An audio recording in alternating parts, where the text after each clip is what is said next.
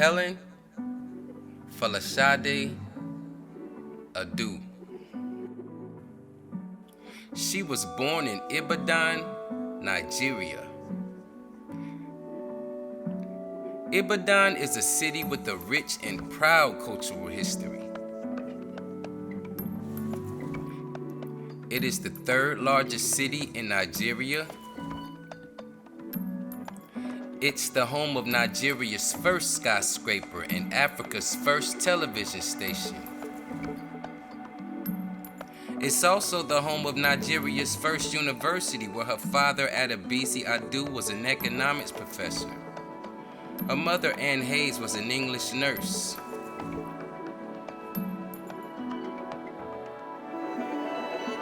Sade.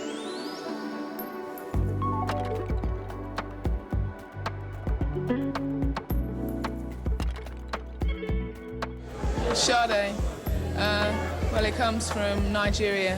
My father's Nigerian and my mother's English. But I was christened Helen Sade, and the Nigerians wouldn't call me by an English name because of the Nigerian pride. So I've always been Sade, which is an abbreviation of Sade, which is the full name.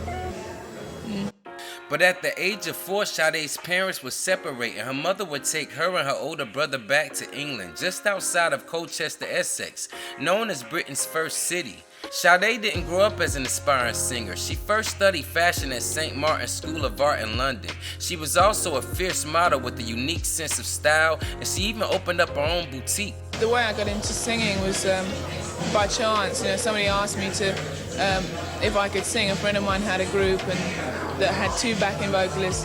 One of the singers left, and they had a concert coming up, and he asked me if I could sing. So I said, I'll attempt to. And so I auditioned for the band. They initially turned me down, and then came crawling back to me when they couldn't find anybody better. They came back, and so I humbly and modestly accepted the position in the band.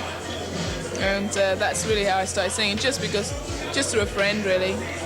He wasn't an entrepreneurial sort of manager. It was his band. He was managing this group called Pride. The Oxford Road Show video band this week, making their debut on TV, have been together for 9 months. The band, I think, are going to break through very big. They are Pride, and this track is called Pride. Pride, when you get back down, keep pushing on, pushing on, pushing on. Pride.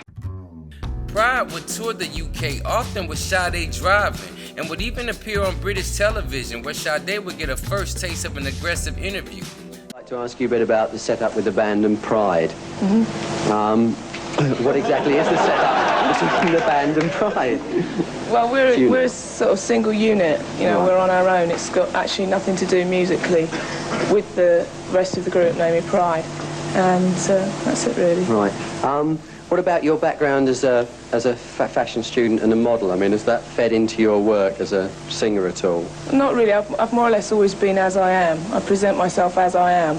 It's not an image, it's not a front. About to be signed. We don't know who to, but there's like 3 or 4. Sade would later form her own group within Pride, composed of other band members, and they would compose their own songs, such as a soft jazz-inspired song called Smooth Operator. And they would eventually be discovered by talent scouts who wanted to sign Sade alone. But Sade, who was forever loyal, insisted on bringing her 3 bandmates, which ultimately led to the band Sade.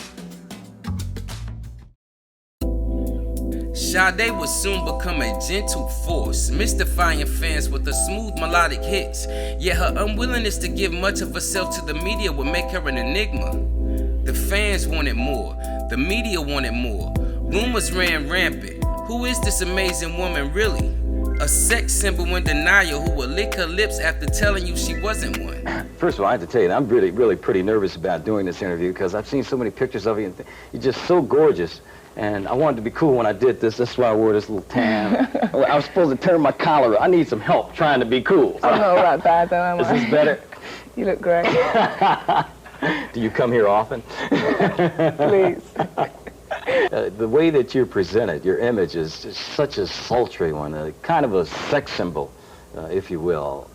Is that Sade? Sade just likes simple clothes, really. I don't like. In fact, I think if you're a sex symbol, you have to like glittery gowns and sequins, and I don't like that. So in a way I'm a bit of a misfit, I suppose. I couldn't possibly be a sex symbol. I couldn't possibly be a sex symbol, sex symbol, sex symbol, sex symbol, sex symbol. We were all hooked to a sound that sounded nothing like any other music of its time. And then after 3 magical albums, she disappeared. Between 1988 and 1992, Sade would take longer than usual to release new music, disappearing from the spotlight. This was attributed to Sade becoming married and divorced during this time. After releasing Love Deluxe in 1992, Sade would again vanish from mainstream visibility, this time for 8 long years. In 1992, Sade would release one of the most amazing albums of all time, Love Deluxe, which would become a fan favorite and add to a collection of multi-platinum albums. She would follow that album with Lovers Rock and much more. In 1997, Sade was arrested in Jamaica for dangerous driving and failure to appear in court on multiple appearances. While to this day Sade rarely grants interviews, her music lives in her fans' hearts every day. Sade, adieu.